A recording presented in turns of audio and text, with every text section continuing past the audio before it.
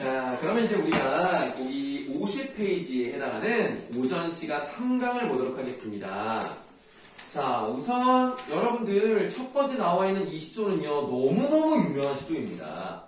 이조년에 이화의 월백하고 라는 시조는 아마 한 번 정도는 무조건 보셨을 정도로 유명한 시라고 볼 수가 있는데요.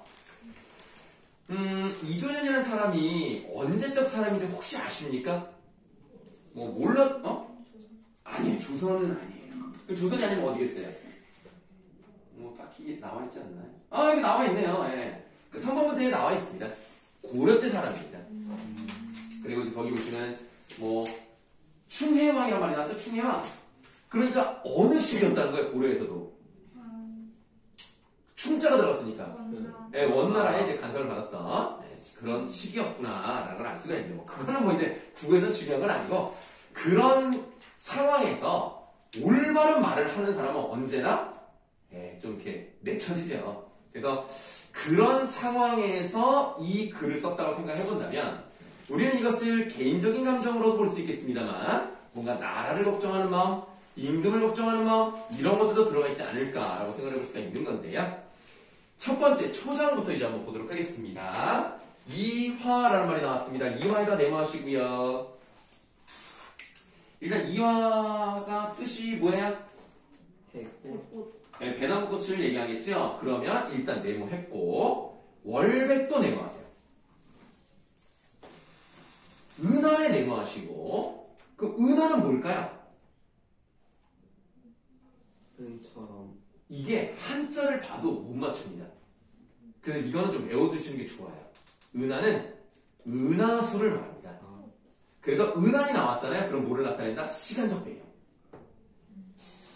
그리고 특히 은하이 뭔지 모른다 하더라도 삼경이란 말이 나왔으니까 밤이겠구나 라는 것만 아셔도 일단은 성공. 그래도 은하는 알아두시는 게 좋아요.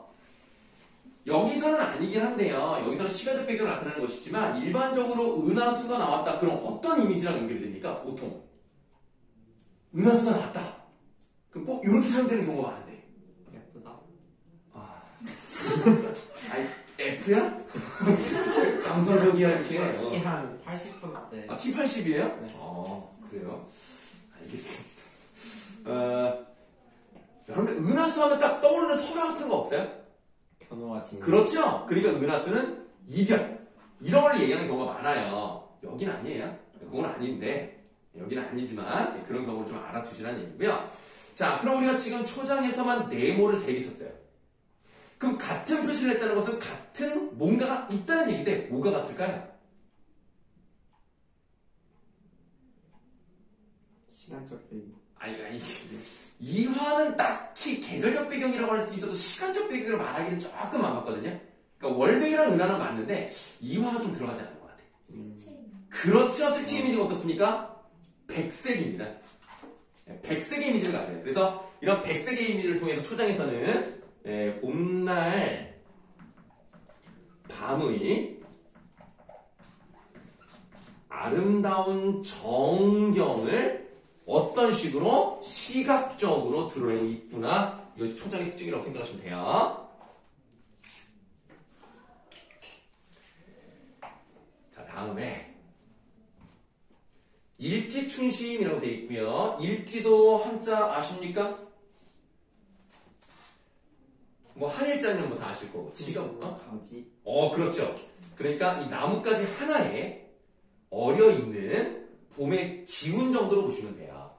근데 이제 정확히는 춘심이니까 마치 가지가 그런 봄의 마음을 가지고 있는 것처럼 표현을 하고 있어요. 그래서 뭐 의인화가 되어 있다라고도 말할 수가 있겠습니다만 뭐 그거는 별로 중요하진 않다고 생각합니다. 결국 일지춘심은 사실은 누구의 감정이라고 보시면 되겠습니까? 그렇죠? 사실은 이제 화자의 정서를 마치 이제 나뭇가지가 느끼는 것처럼 표현했다는 점에서 그냥 그 정도만 알고 계시면 될 것 같고요. 자규가 나왔어요. 자규에다가 괄호하시겠습니다. 그럼 자규는 저번에다 설명드렸었죠. 무슨 새라고 그랬죠? 자규새. 자규새는 내가 왜 물어봤겠어? 아니 자규는 적동새라고 그랬죠? 그래서 여러분들 조심하셔야 돼요. 내가 그때 뭐라고 설명을 했냐면 적동새가 나왔다? 두견이 자규가 나왔다? 95% 한해 감정. 95%라고 그랬죠? 5%가 나온 거예요. 이게 지금. 그래서 이 부분은 좀 조심스러운 게 뭐냐면 자규가 나왔으니까 애상적인 분위기를 형성한다고 보는 것도 나는 맞다고 생각하거든요. 근데 여러분들이 1학년 교과서들도 여러 가지가 있잖아요. 그 교과서를 보면은 이거를 한해 감정이랑 연결시키지 않으려고 해요. 그러니까 이 부분은 선생님이 뭐가 정답이다라고 말씀드리기 어려워요. 그래서 이 부분은 애상적인 분위기는 만들어내나 한해 감정까지는 가지 않는다. 요 정도로 그냥 보시면 될 것 같습니다. 그래서 이 자규라는 것은 그냥 어떤 분위기 형성 정도로 보시면 되겠고요. 자규가 그거를 알고 있어서 혹시 소리를 내는 것인가 요 정도 의미로 보시는데 그렇다면 이 자규는 어떤 심상과 연결된다고 보시면 되겠습니까?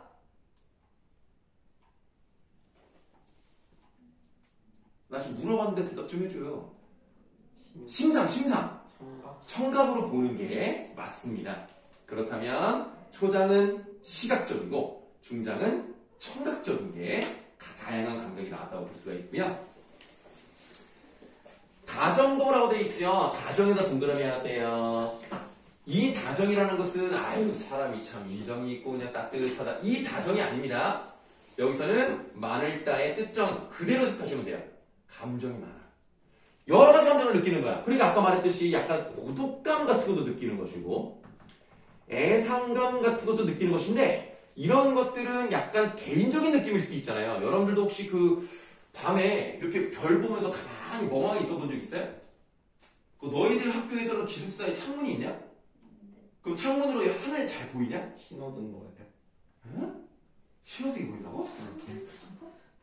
옆방이 보인다고요? 기회에 따라서 약간 야 그래도 니네 학교는 약간 외진데 있는 거잖아. 그러면 밤에 별은 잘 보여요? 네. 그럼 별을 이렇게 가만히 보는데 여기서 첩도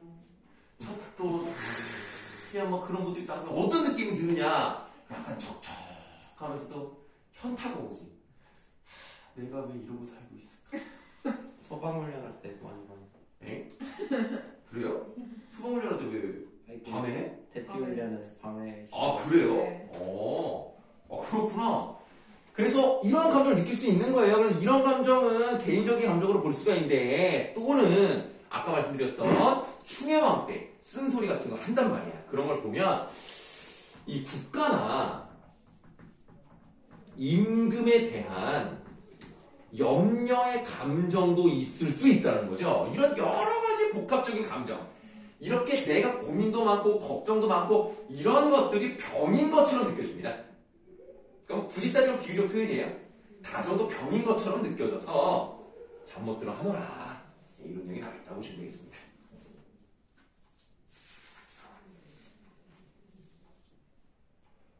자, 그럼 이제 나온다. 뭐 이렇게 재밌을까?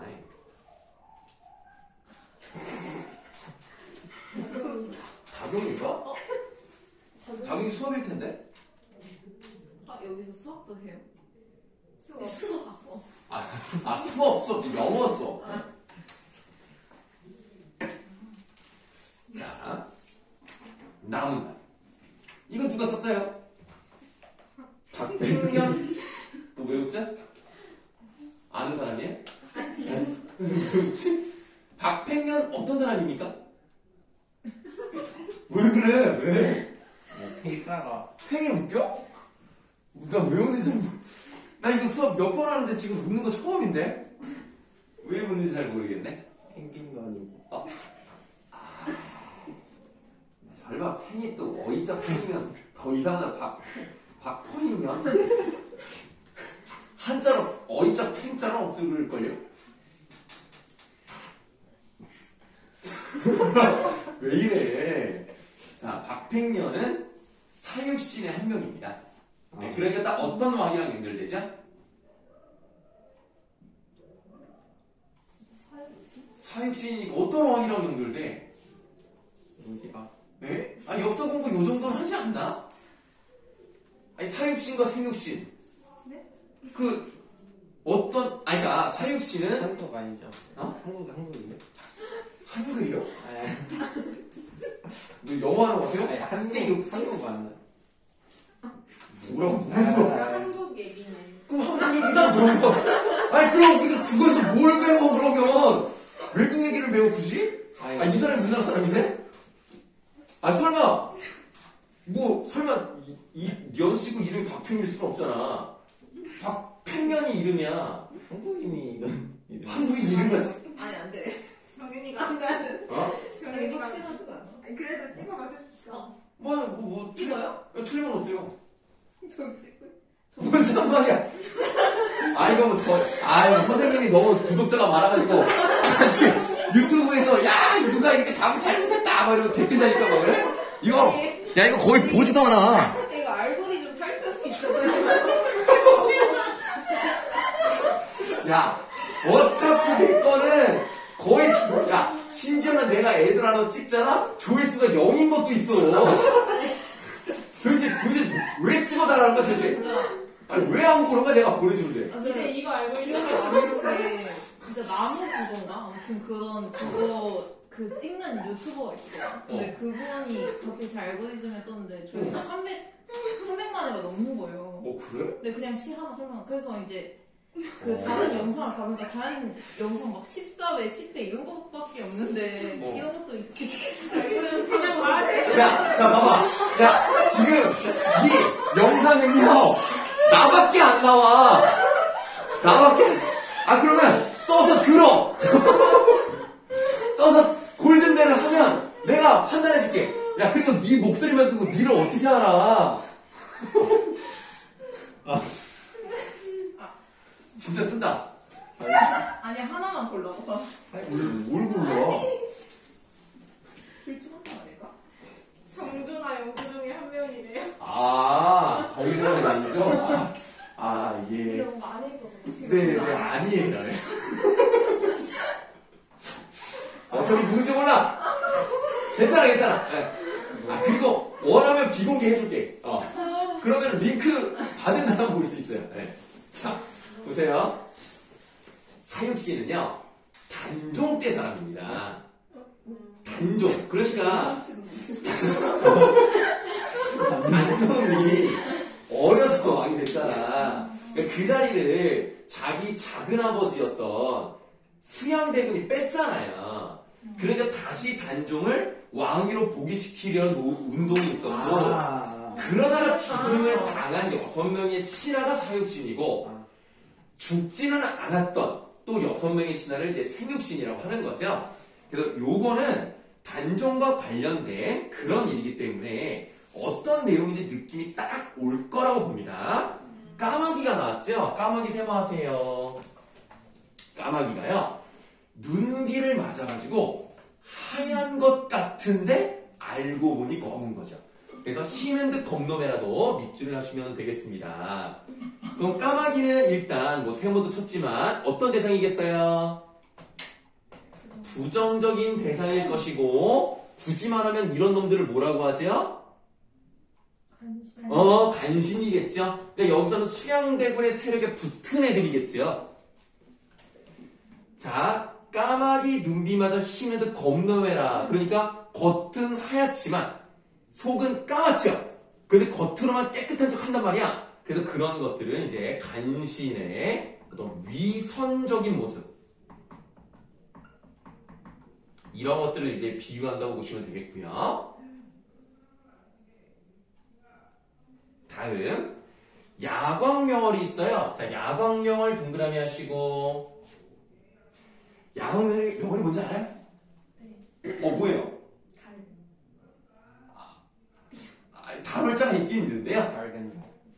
그러니까 밝은 거는 맞아요. 근데 이거는 야광주, 명월주를 합친 말입니다. 그럼 그에서 주가 뭘까요? 술 아니에요? 구슬입니다. 그래서 밤에도 빛이 나는 구슬들을 말하는 거예요. 어두울 때도 빛이 나죠. 여러분 야광 알잖아요. 네, 빛이 나는 건데, 그렇다면 얘네들은 어둠 속에서도 빛나는 거니까 어떤 애들이겠어? 그러니까 충신이라고 할게요. 이 충신은 당연히 작가 자신도 포함이 될 겁니다. 그렇다면 위에 세모친 까마귀와 얘는 의미상 서로 대조된다고 보시면 되겠죠. 그리고 야광 명월은 밝음의 이미지라면 오른쪽에 있는 밤에는 괄호하시고 이 밤은 예를 들면 뭐 혼란한 정치 상황을 의미할 수 있겠습니다. 그렇다면 요 둘도 대조되는 거라고 보시면 되겠죠. 얘는 위에도 대조, 오른쪽도 대조 이렇게 보시면 되겠고요. 야광 명월이 밤인들 어둡겠느냐? 그러니까 어둡다 안 덥다? 어둡지 않다. 언제나 밝다. 그러니까 서희법 사용됐다고 보시면 되겠어요. 네, 임향한 일편단심이야 고칠 줄이 있겠느냐? 나는 절대 단종에 대한 충성심을 저버리지 않겠다. 라고 해서 이제 뭐 중장과 종장 둘 다 서리법이 사용되었다라고 생각하시면 되겠고요. 물론 여러분들 해석에 따라서 야광 명월을 단종으로 해석하는 경우도 있습니다. 그런 거 해석에 따라 좀 다를 수 있으니까 그런 것도 있다라고 알아주시면 돼요.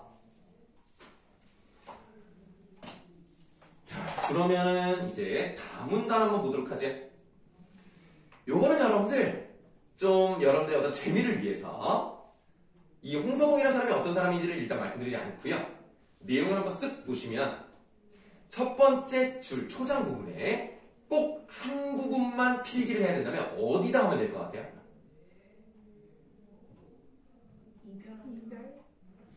내 예상이가 끝났네. 사실은 나는 피눈물에 하고 싶었는데 피눈물에다가 세모할게요. 그럼 이제 피눈물이 나왔으니까 그럼 중장에는 뭐에다 표시하면 될까? 푸른빛 네모 하세요. 그럼 둘이 무슨 대비? 색채 대비. 그럼 딱 느낌이 좀 오지 않습니까? 가, 나, 다는 대조적인 것이 나오고요. 특히 색채 대비가 좀 잘 나오네요. 그런 거를 좀 묶어놓은 거예요, 지금. 의도적으로 그러겠죠. 자, 그런데 여러분들 봐. 좀 우리가 좀 문학 공부를 특히 고전을 좀 보다 보면은 강 같은 게 좀 많이 나오거든요, 강. 근데 대동강이 나온 경우는 좀 많이 봤을 건데 압록강이 나온 경우도 되게 드물어요. 대동강이 나왔다? 그럼 어떤 거랑 연결되죠, 보통? 대동강이 나왔다. 그렇죠? 그 대동강에서 이별하는 내용이 대표적인 것만 말씀드리면 서경별곡. 그 다음에 정지상에 송인이라는 한시가 있어요. 그래서 비가 내리고 비계로에 풀빛이 고운데 남포에서 임 보내면서 눈물을 흘려. 그래서 대동강은 물은 마르지 않을 거야. 왜? 내가 계속 눈물을 흘리니까.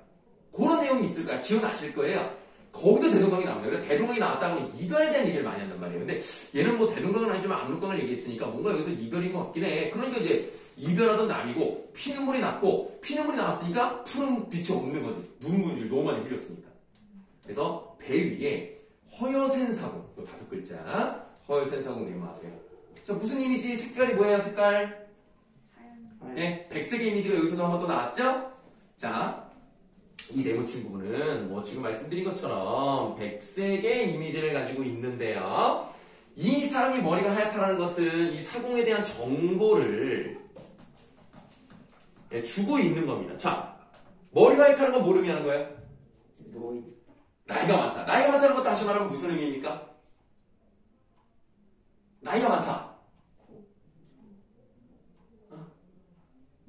왜 잠깐 멈춰라? 아니 나이가 많다는 거는 뭐 그냥 쉽게 편하게 말해 틀려도 돼. 아니 근데 너무 슬픈데 아니 좀 슬픈 얘기 말고요. 그러니까 그렇지 사공을 오래 했다라는 것을 보여줄 수 있는 거예요. 그렇게 오래 사공 생활을 했던 사람조차도 처음 본다. 처음 본다는 네 글자를 큰 따옴표로 이렇게 묶어두시면 사공의 말을 인용했다라는 것을 알 수가 있는 거죠. 그럼 우리가 다른 배경지시가 없이 그냥 보면 아이고 이별이 너무 슬퍼가지고 눈물을 많이 흘렸더니 피눈물이 나가지고 색깔이 변한 거를 이렇게 오랫동안 일한 사람도 처음 봤다는 것은 그만큼 크게 슬퍼하는 거구나. 그냥 이렇게 보셔도 돼요. 되는데 그럼 이제는 이제 홍서봉이 어떤 사람이죠? 어느 시절 사람인지를 이제 보면은 아주 그냥 새로운 해석이 나올 수가 있는데 앞사람과 관계였잖아요. 대동강과 압록강의 차이점은 압록강은 결국 뭐랑 일치합니까? 뭐랑 거의 비슷하죠? 뭐라고 하지? 그러니까 국경? 그렇죠. 그럼 압록강이 뭘 것 같아 이제? 6.25? 저기요 자기. 나는 또 그런 말이 나올 줄 몰랐네. 정말 상상을 초월하는데요. 네.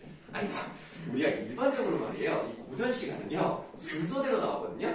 지금 우리가 앞에 고대가요 공모고등어부터 시작을 해서 향가를 지나서 그 다음에 고려가를 지나서 가사 지나고 이제 시조가 나왔어요. 6.25는 1950년이니까 현대시 아닐까요? 이거는 지금 시조인데. 근데 약간 좀 그러니까 압록강을 건너가면서 국경을 건너면서 이별을 했다는 것은 어떤 역사적 사건을 생각해요. 중요한 역사적 사건. 조선 때. 오랑캐치. 예?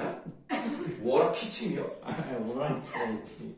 오랑캐침. 나도 워랑키침이라고 한 줄 알고. 뭔 일본어 하는 줄 알았어. 이거는 약간 유튜브를 좀 제목을 재밌게 해서 전혀 그렇지 않아요. 전혀. 선생님 그냥 있는 대로 무미건조하게 그냥 국제고, 예비고3, 뭐뭐뭐 이렇게밖에 안 해요. 알고리즘 그런 건 절대 안 해요. 설명도 아예 없어. 설명도 없고 제목만 뭐 국제고2, 국제고 예비고3, 뭐 수능 특강 문학, 뭐 작품명만 쓰고 끝나요. 알고리즘 탈 리가 없으니까 걱정하지 마세요. 설명도 없고요. 뭐 태그도 안 달아요. 탔으면 좋겠다. 그렇다고요? 난 또 걱정하는 줄 알고. 나는 또 걱정하는 줄 알고. 어쨌든 뭐 그런 거 안 하니까 안 탈 거예요. 자, 1600년대. 얘들이 생각보다 역사 공부 안 했네. 니네 공부는 되게 잘하는데 왜 역사를 안 하니? 호란. 그러니까 경자호란. 경자호란이죠. 그때입니다. 자, 그러면 이 국경이니까 이제 우리나라에서 끌려가는 거 아닙니까? 청나라로. 누가 끌려가서 그 유명한 두 사람 있잖아. 누가 끌려가? 세자. 소현세자랑. 세운 그래. 세자비도 뭐 그럴 수 있겠습니다만 중요한 건 세자랑 형제. 그 세자 말고 형제. 왕이 끌려가지 않았어요. 왕은 안 끌려갔죠. 민족은 그래서 왕은 여기 있고 왕자들이 끌려가잖아요. 그러니까 소현세자랑 한 명 더, 그 형제 한 명. 나 그냥 모르겠는데. 근데 기억이 안 나. 복림대군. 소현세자 복림대군이 끌려가죠. 그 얘기입니다 지금. 그 세자가 나중에 약간 미움받아서. 맞아요. 그쵸. 네, 그리고 의문의 죽음을 당하죠. 그게 이번에 나온 올빼미. 올빼미고 결국 그래서 소현세자는 죽고 복림대군이 왕이 되잖아요. 그 복림대군이 왕이 됐을 때 그 왕 호가 뭐야? 그러지 마. 난 진짜 나는 국제고 학생들은 공부를 다 잘한다고 생각해. 독벌런 추구하는 그러니까 허생달에도 나와. 아까 누구지? 이거 진짜 아는데. 인조남이 효정이요. 내가 너무 너희를 과대평가하나? 나는 니네는 다 하는 걸로 알아서. 2년이 지나가지고. 배우긴 배웠는데. 그래요? 1학년 때 기억이니까. 알겠습니다. 너희들이 못 맞췄다고 뭐라고 하는 게 아니라 나는 당연히 너희들은 나보다 다 많이 안다고 생각을 해서 그래서 자꾸 물어보는 거예요. 자, 그럼 이제 한번 생각해보죠. 경자호란 이후에 이 세자와 복림대군이 끌려가는 그 내용을 바탕으로 본다면 이게 단순히 사랑하는 사람과의 이별이라고 보기는 좀 부족하구나. 그런 역사적인 사태를 같이 생각해보는 게 좋겠구나. 그러면 아까 우리가 봤던 요거 처음 본다 했잖아요. 요거는 이제 어떻게 해석을 해볼 수가 있느냐면 사공도 오랫동안 살았던 사공도 통탄할 만한 국난의 슬픔을 담고 있다. 이렇게 보시면 되겠습니다. 근데 선생님 이런 생각이 들었어요. 또 뭐 좀 물어봐서 미안한데 이 병자호란이 1636년이에요. 그 전에 그 몇십 년 전에 무슨 일 있죠? 임진왜란. 그렇죠. 임진왜란 혹시 몇 년입니까? 이러고 있으면. 그렇죠. 이러고 있으면 안 되죠? 1592년이란 말이야. 그럼 내가 볼 때는 이 사람이 임진왜란도 경험했을 것 같은데 아문권 쪽은 별로 문제가 없었나 봐. 명단가 도와줘가지고 문제가 없었는지 이순신이 잘 처리를 했는지 모르겠지만 어쨌든 이 사람 처음 본다라고 했습니다. 자, 그럼 다음에 나와 있는 나문단은요. 이런 글의 관련을 뭐라고 합니까? 한시. 그렇죠? 한시인데 몇 글자예요? 한 줄이? 7글자고요. 몇 줄이에요? 8줄입니다. 자, 요런 한시 형식을 가지고 있는데 그 왼쪽에는 이제 현대어로 이제 풀을 해놓은 거예요. 자, 이건 이덕무가 쓴 농부의 집에 쓰다라는 겁니다. 뭐 사실 이제 문학사적으로 큰 의미를 갖고 있지는 않다고 생각합니다만 또 이제 맨날 이런 것만 될 수가 없으니까. 콩깍지에서 이제 꺽쇠 열어보시고 예전에 우리가 현대식 월푼 할 때 콩깍지 얘기를 했었고요. 그때 선생님이 막 눈을 가리면서 막 얘기했더니 여러분들이 막 엄청 웃었어요. 네, 뭐 그랬다고요. 네, 자, 콩깍지 오늘 뭐가 좀 이상한데? 자, 콩깍지 더미 곁으로 오솔길 나뉘어 있는데 콩깍지를 벗겨놓고요. 그걸 막 쌓아놓는데 그 옆으로 오솔길이 나눠져 있습니다. 콩깍지를 받고 오솔길을 봤어요. 물은 뭐라는 거야? 붉은 아침 햇살. 자, 붉은 아침 햇살 네모하세요. 뭐가 나왔죠? 시간적 배경. 시간적 배경 나왔고요. 이미지는요 무슨 색깔이에요? 붉은 적색 이미지가 나왔습니다. 왜 이래 자꾸 붉은 아침 햇살 살짝 퍼지자 솥대들이 흩어지네. 그러면 햇살 받고 솥대 받죠. 푸른 하늘 네모하시고 청색 이미지 나왔습니다. 가을 든 산봉우리를 물들이려는 듯 맑은 기운에 비갠 뒤에 구름은 먹음직스럽네. 좀 표현이 참 재밌죠? 구름이 먹음직스럽다. 마치 솜사탕 같은 느낌을 받은 것 같아요. 꺽쇠를 잡으세요. 그렇다면 이 네 줄을 한번 읽어봤는데 선생님이 이제 어떤 식으로 주로 중점을 두면서 말을 했냐면 이 네 줄에 걸쳐서 일어나는 시상 전개 방식을 여러분들이 느껴볼 수 있었을 겁니다. 어떤 식으로 갔죠? 이거 다 아까 중간중간 계속 말씀드렸는데 그러니까 색채 이미지가 없는 건 아니지만 색채 이미지로 진행된다기보다는 뭘 받느냐로 간다는 거죠. 그래서 시선 이동에 따라서 전개되고 있다라고 말씀을 드릴 수 있고 조금 뭐 깊이 들어가 보면 콩깍지 오솔길을 보다가 어디까지 가요? 하늘에 있는 구름까지 가죠. 그래서 시선이 상승하기도 합니다. 자, 그 다음 갈대 햇살이 반짝반짝 예뻐. 갈대 동그라미. 기러기가 놀라서 일어나요. 기러기 동그라미. 벼 잎에 쏴 하는 소리. 벼 잎도 동그라미.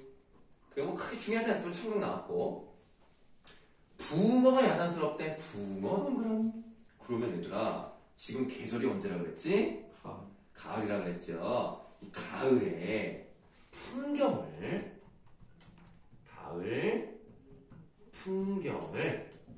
아주 생동감 있게 묘사하고 있는 부분들. 이게 동그라미를 통해서 나와 있는 거예요. 자, 그러면 지금 이제 필기하고 있는 그 색깔 말고 뭐 형광펜이든 뭐 다른 색깔 하나 꺼내가지고 지금 우리가 6줄까지 읽었거든요. 6번째 줄과 7번째 줄 사이를 줄을 쭉 그셔서 이 부분을 전체 두 부분으로 한번 나눠 보세요. 그러면 이제 여러분들 전체적인 시상 전개 방식은 어떤 거라는 게 느껴지십니까? 관찰한 거. 그러니까 네, 좋습니다. 선경 후정으로 보셔도 되겠고 외면에서 내면으로 간다라고 말해도 괜찮겠습니다. 그래서 앞부분은요 풍경만 나와요. 외적인 것만 나와 있다고요. 묘사만 돼 있죠? 그러다 그 다음에는 살고 싶다, 졸라봐야지, 라는 말이 나왔기 때문에 내면으로 시상이 전개되고 있다라고 생각하시면 되겠습니다. 그래서 마지막 두 줄을 다시 한번 읽어보면 산 양집하는 곳에 집을 짓고 살고 싶으니 내가 이런 심리를 가지고 있는 거야. 너무 예쁘니까 여기 살고 싶다. 그럼 농부한테 아이 좀 반만이라도 빌려줘 해가지고 다 저기서 좀 얻어서 살자 이런 마음을 드러내니까 상당히 소박한 그런 마음이 담겨져 있는 시라고 보시면 되겠습니다. 그래서 뭐 딱히 뭐 의미가 있다기보다는 그냥 예쁜 그냥 글이에요. 뭐 별로 중요하진 않습니다.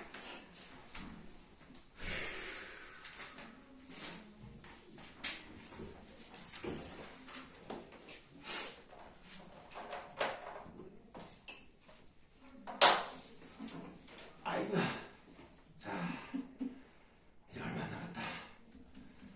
열심히 하자. 어우 힘들다.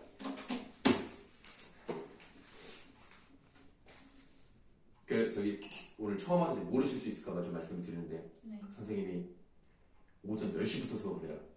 그래서 마지막에 조금 지친 모습을 보여도 조금은 이해 좀 해주세요. 그래서 자 말은 가자 울고라는 작자 미상의 시조가 또 남아 있습니다.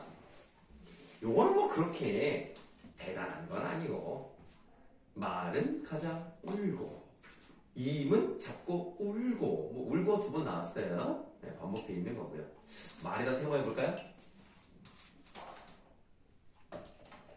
말이 가져 우니까 이게 지금 뭐 하는 거야 지금 말은? 방해꾼. 아 좋아 여기서 이별을 재촉한다고 하자.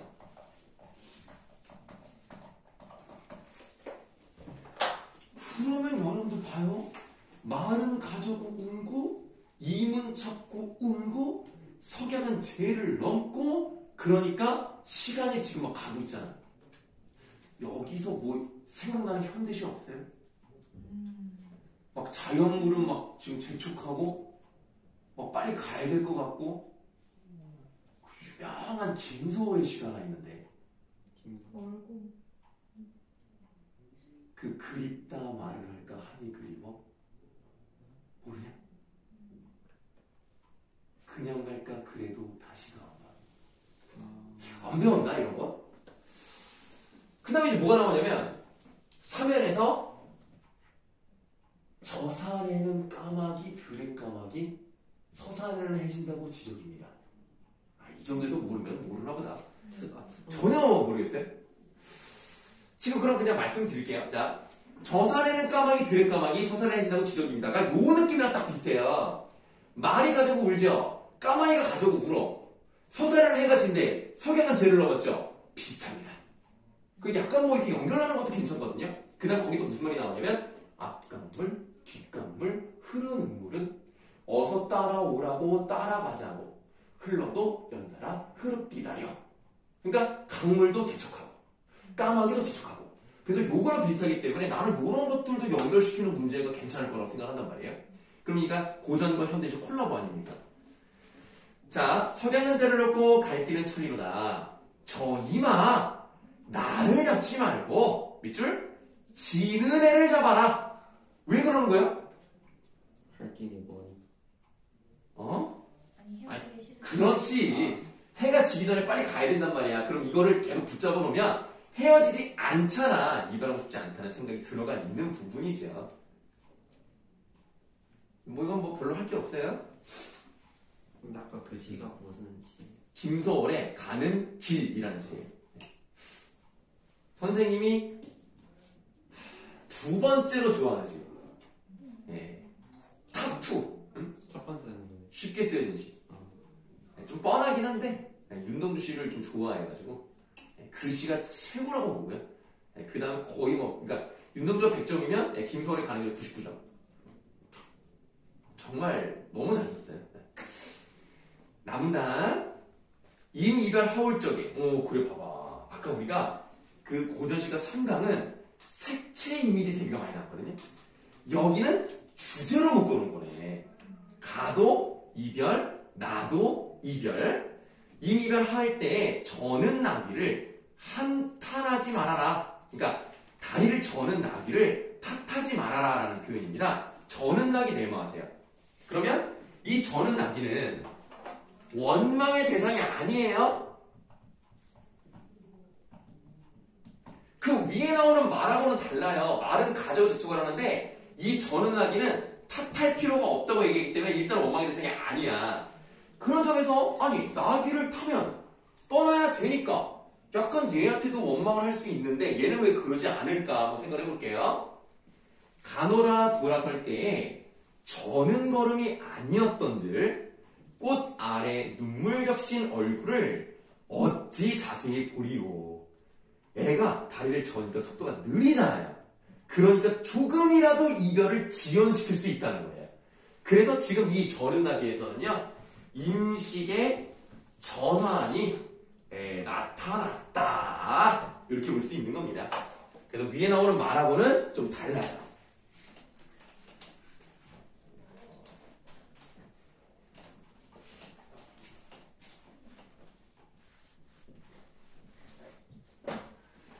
원래 이렇게 좀 짤막짤막한 걸 계속 하면 좀 많이 힘들어요, 여러분들. 여러분들이 아마, 나는 괜찮은데 여러분들이 아마 힘들 거예요. 다음 단 볼게요. 너는 딱 보니까 무슨 시조야? 사설시조네? 뒤뜰에 봄이 깊으니. 뒤뜰에 봄이 깊다는 것은 봄날의 아름다움이 잘 느껴진다는 거야. 그럼 느낌이 딱 오지 않습니까, 여러분들? 그 가문단, 나문단이 이별이라는 주제로 묶여있고, 그러면 이 다문단, 라문단도 뭔가 그럴 가능성이 있는데 뒤뜰에 봄이 깊어서 풍경이 좋아? 그럼 얘는 무슨 소재로 나오겠어? 자연. 자연. 설마 자연 친화를 말하는 건 아니지? 네. 그러니까 봄이 깊다는 얘기는 꽃도 많이 피고 푸릇푸릇하다는 얘기야. 이 얘기를 하는 이유는 뭘까? 뭘 보여주고 싶어서? 그렇지! 얘는 너무나 예뻐. 나는 그렇지 않아. 나는 외로워. 그래서 이 뒤뜰은 화자의 처지와 대비되는 공간이라고 보시면 돼요. 내가 자꾸 여러분들한테 뭐가 나올 것 같다고 물어보는 거는 여러분들이 어떤 문학작품을 읽을 때 틀릴 수도 있지만 맞아 들어가는 예상을 많이 하다 보면은 약간 전체적으로 눈이 좀 보여요. 그럼 이제 문제를 이제 잘 풀 수 있으니까 연습을 좀 하라는 거예요. 자, 뒤뜰에 봄이 깊으니 극한 심해를 줄 데가 없어요. 뭐 아직 무슨 내용인지 모르겠지만 뭐 아마 위에 거랑 비교를 해봤더니 이별한 것 같으니까 그 마음속에 그림이 사무치는 걸 어떻게 할 수가 없겠네. 바람결에 슬퍼하며 아이고 정서도 직접 드러나 있고 사방을 둘러보니 온갖 꽃 난만한데 어저렇게 펴있는데 그 다음에 보니까 익숙한 거 나왔다. 버들기 꾀꼬리 내모에 꾀꼬리가 나왔다는 점과 쌍쌍이란 말이 나왔다는 점.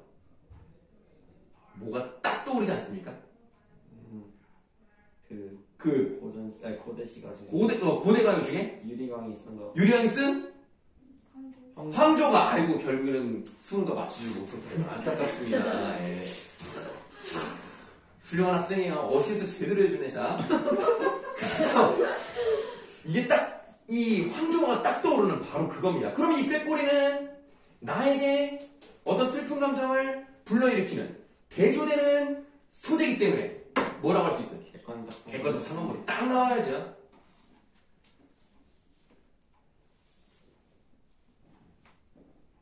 자, 버들이 꾀꼬리는 쌍쌍이 비껴나라 울음을 울제 어째서 내 귀에는 정이 있게 들리는고. 나는 저러지 못한데 쟤네는 너무나 행복하구나. 그런 내용이지. 그러니까 그런 거 있잖아 여러분들. 야, 나는 저런 동물만도 못하구나. 그런 거 있잖아. 그래서 어찌하여 가장 귀하다는 사람들이 저 새만도 못하냐 라고 하는 거죠. 안타깝죠? 자, 이제 라문단 보시겠습니다. 시간상 여기까지 하면 될 것 같습니다. 오늘 그 다음 거 들어가기에는 조금 애매하니까 오늘 요 정도까지만 하죠. 자, 라문단 보시면 되겠습니다. 청천에 떠서 울고 가는 외기럭이 나왔거든요. 외기럭이 내모하세요. 여러분 외기럭이가 나오면은 보통 뭐랑 관련돼 있습니까? 그렇죠. 외로움이랑 관련돼 있어요. 왜냐면 왜 기록이가 혼자거든요. 그래서 왜 기록이 일단 메모해보세요. 자, 근데 왜 기록이야? 날아가지 말고 내 말 좀 들어봐. 한양성 안에 잠깐 들러가지고 부디 내 말을 잊지 말고 외배쳐 불러 이르기를. 자, 뭐라고 전해달라고 하는 거냐면 월황혼 겨워갈 때, 이제 달이 이제 뜨기 시작하는, 해가 지는 황혼이 이제 다 지나갈 때 적막한 빈 방에 던진 듯 홀로 앉아 뭐라고 하고 있냐면 임 그리워 차마 못 살겠다라고 하는 그 말을 부디 전해주렴 이라는 겁니다. 그래서 저 외기러기한테 부탁을 하는 거예요. 그러면 이 외기러기가 가는 한양성에는 누가 있겠어? 임이 계시겠죠? 그러면 이 임에게 자신의 말을 전달해 준다고 친다면 이 외기러기는 어떤 역할을 할 수가 있느냐?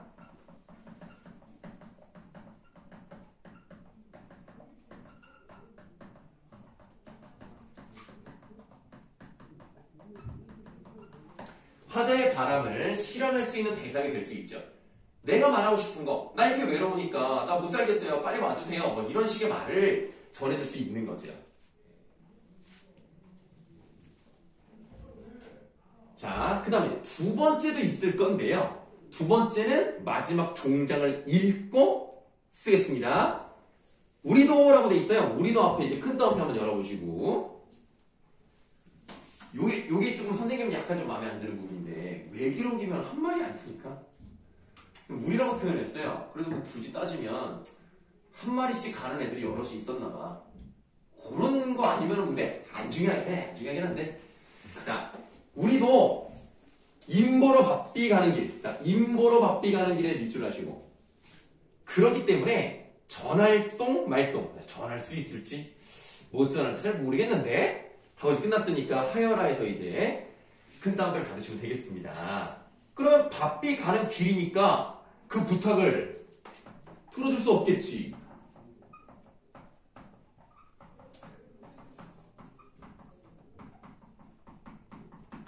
자, 들어줄 수 없는 이유가 나왔고요. 그러면 요런 거를 봤을 때 저기 2번에다가 뭐라고 써야 되냐면 이거를 전해주면 내 바람을 전달하는 거지만 전해주지 못하면 얘는 뭐야? 지들만 좋은 거 아니야. 그럼 뭐야? 화자의 처지와 퇴비되네. 오히려 두 가지 의미를 다 가질 수 있다는 거예요.